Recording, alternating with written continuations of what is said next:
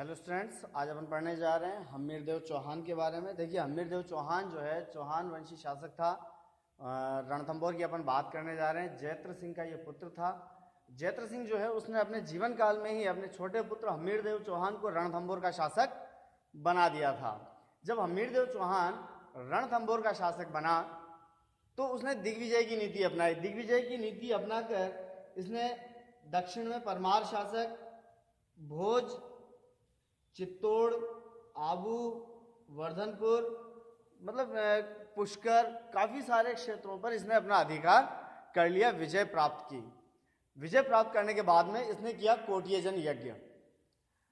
अब देखिए, इसने काफी सारे प्रदेशों को जीत लिया था, तो जाहिर सी बात है कि इसकी शक्ति बढ़ती जा रही थी। उस समय में शासन चल रहा था दिल्ली में जलालुद्दीन खिलजी।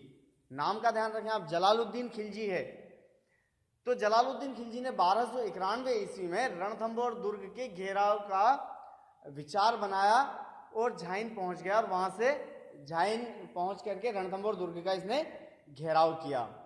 अब देखिए, हम्मीर महाकाव्य जो है वो ये कहता है कि देखिए, जलालुद्दीन खिलजी जो है ये तो सफल नहीं हुआ, ये तो वापस चला गया। रणथंभौर दुर्ग का घेराव किया, काफी लंबे समय तक घेराव रख करके जब इसको सफलता नहीं मिली तो वापस चला गया। अब इसके बाद में जो है अलाउद्दीन खिलजी शासक बना 1296 में, 1296 में। तो हम्मीर महाकाव्य यूं कहता है कि अलाउद्दीन खिलजी जो है उसका एक सेनापति था जिसका नाम था महमूद शाह या मोहम्मद शाह। अब ये जो सेनापति है ये इसको जो है कहीं से मंगोल सेनापति केबरू ने लूट का माल लेकर ये वापस लौट रहे थे। तो वापस लौटते में इसका मन बदल गया, किसका? महमूद शाह या मोहम्मद शाह का। और ये अलाउद्दीन खिलजी के पास तो नहीं पहुंचा, पहुंच गया हम्मीर देव चौहान के पास, उसकी शरण में पहुंच गया। वहां पहुंचने के बाद में हम्मीर देव चौहान ने इसको शरण दे दी। फिर उसके बाद अलाउद्दीन खिलजी जो है इसने अपने बागी सेनापति को इससे मांगा हम्मीर देव चौहान से। तो हम्मीर देव चौहान ने देने से मना करते हुए ये कह दिया कि ये मेरा शरणागत है, अर्थात मेरी शरण में आया है और मैं शरणागत को आपके हवाले नहीं कर सकता। तो अलाउद्दीन खिलजी जो है इसको थोड़ा बुरा लगा। इसने 1299 ईस्वी में उलुग खां और नुसरत खां के नेतृत्व में रणथंभौर दुर्ग के घेराव के लिए या रणथंभौर दुर्ग पर आक्रमण के लिए सेना को भेजा। अब उस समय कोटियजन यज्ञ के दौरान या यज्ञ के बाद में जो है हम्मीर देव चौहान ये तो मौन व्रत में बैठा हुआ था। तो इसने अपने दो सेनापति भीम सिंह और धर्म सिंह को युद्ध करने भेजा। झाइन में युद्ध हुआ, यहां पर भीम सिंह और धर्म सिंह विजयी हुए और दोनों विजयी हुए। उलुग खां और नुसरत खां दोनों वापस दिल्ली चले गए।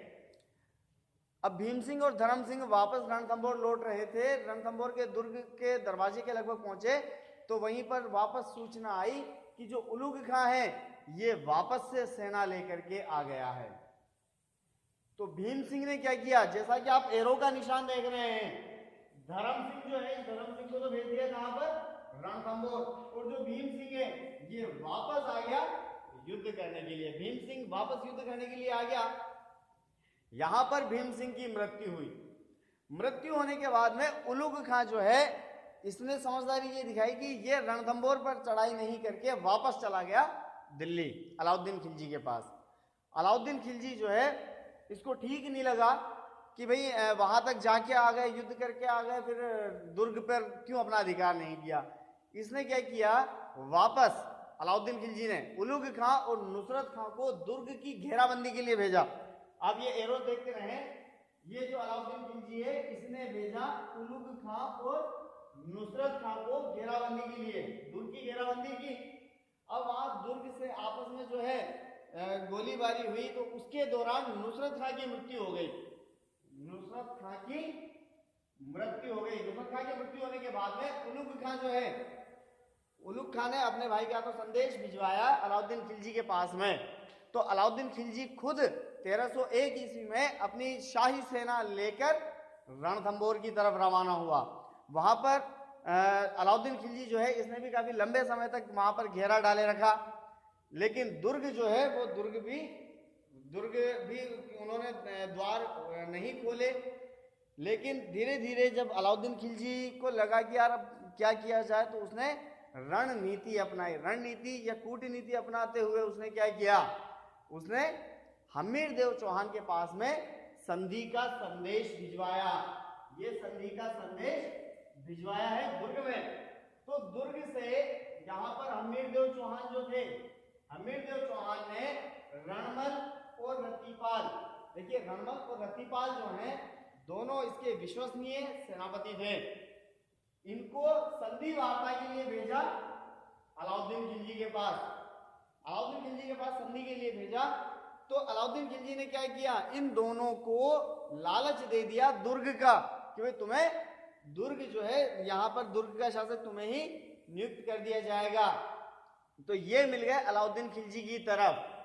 और अंतिम परिणति ये हुई कि वहां दुर्ग में जो है रसद की कमी आ गई, अर्थात खाद्य सामग्री की कमी आ गई। तो खाद्य सामग्री की कमी आने के बाद में फिर युद्ध हुआ। उस युद्ध में जो हमीरदेव चौहान थे, इन्होंने इनके नेतृत्व में पूरी सेना ने केसरिया किया, कि अर्थात सर के ऊपर कफन बांध करके निकलना, जिसको अपन कहते हैं।